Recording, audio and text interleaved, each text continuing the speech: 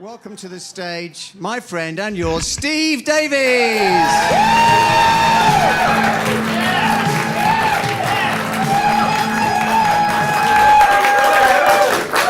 Thank you very much.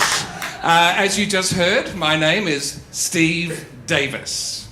Steve Davis, one of the plainest, most common names you'll hear in all your life. In fact, in my whole life, no one's ever said, "Could you spell that?" And that's the upside of a common name. Of course, there is a downside.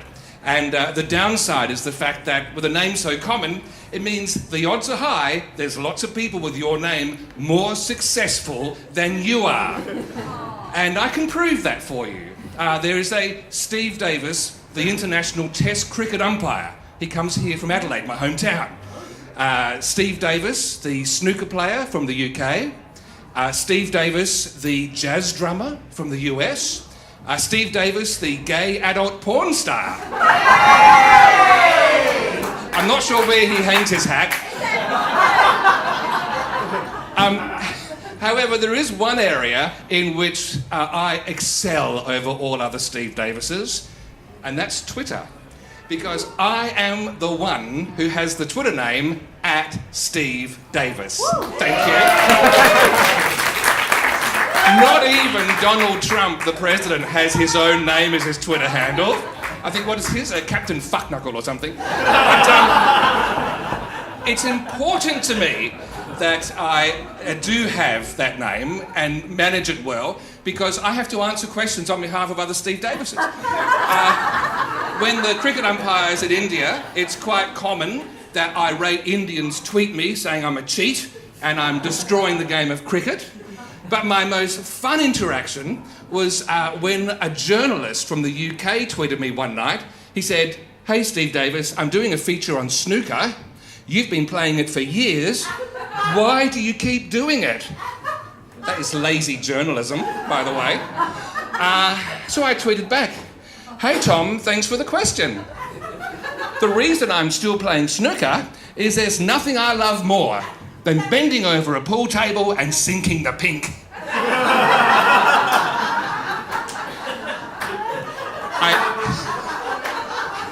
I don't think that was printed, actually.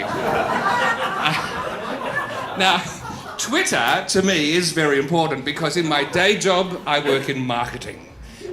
Oh, yes, I heard that. See, some of you here think, oh, marketers, yeah. They're those ones who conjure your mind and make you do things against your will. Yeah. And others think marketers, they're like used car salesmen, just with better suits. Thank you. However, marketing is not a dark art. It's not mysterious. It is simply motivated storytelling. And I'll give you an example. Imagine you're at primary school, running around, and it's lunchtime, and you sit down and you open your lunchbox, and there is the most unappetizing sandwich you have ever seen in your life. It's stale bread. The fritz has gone dry all around the edge. The butter doesn't go to the edge. There's almost no sauce. And instead of starving that day, when your friends say, "Hey, what you got for lunch?" you go, "What have I got for lunch?" Mum has done it this time. It's amazing. This is her special sandwich with heirloom fritz. And it's got bread dried in the sun, hand-spread butter, and just a hint of sauce so as not to put the gourmet flavours out of balance. And if you're really good, they'll swap their lunch with yours. And if you're super good, they'll pay you for it. And that, girls and boys, is how McDonald's began. Anyway, I have been in marketing a long time, about 20 years now, and I always keep my eye open for what might be next. And I had some inspiration the other night. I went out to a restaurant, a Nepalese restaurant. Anyone here been to a Nepalese restaurant? Yeah, amazing experience. I hadn't been there before. I sat down and I ordered the chicken balls, and I wasn't feeling that hungry. And when they came out, you know how steak often comes out and it's got a steak knife next to it? These have these weird little tongs with blunt serrated edges. And I thought, what the heck do I do with them?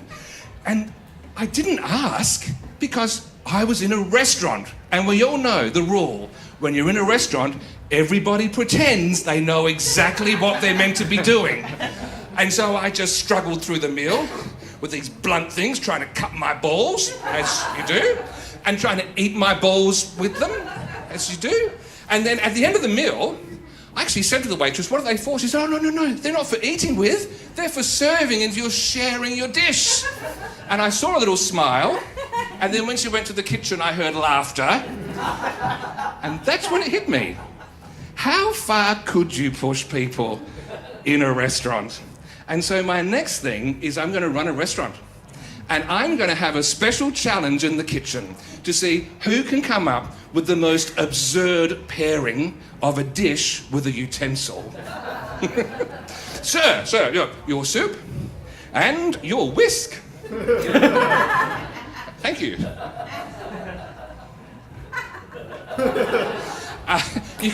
You could send out lasagna with an ice cream scoop. Madam, your pork belly and pair of scissors. And then if you get really avant-garde, a steak goes out and there lying next to it is a dart. What was that, sir? Oh, you ordered the ribeye. I thought you wanted the bullseye. So I hope you'll come to it. It'll be called Steve's Place. It's not all you can eat. It's not what you eat. It's how you make us laugh as you eat. So that'll open one day. But until then, the reason I remember these stories is because when inspiration does strike about 2 in the morning, 3 in the morning, I've got a great habit of making notes. And being a bit of a gadget man, I grab my phone and I make my note on my phone. And I've started using an app by Google. It's called Gboard. And it's amazing when it works because instead of typing like this, you get to just drag your finger over the keyboard and it works out what the word is. It's amazing stuff. So I woke up the other night and I was going to write a note to myself, Steve, tomorrow remember this story, blah, blah, blah. And this is what happened. I went Steve and it said Shreveport.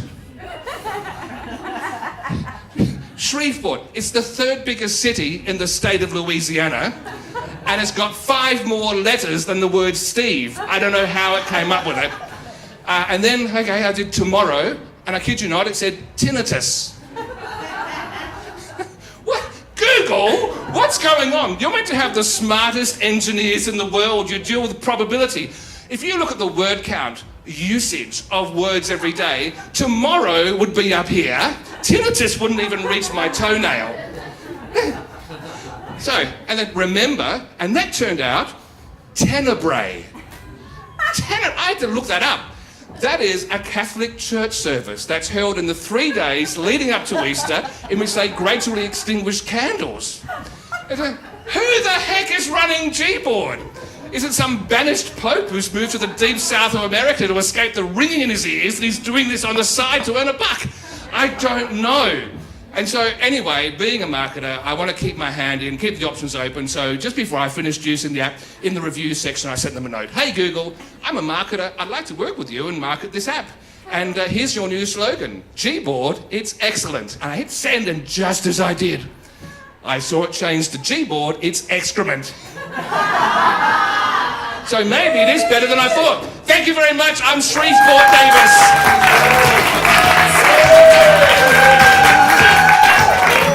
Well done, Steve.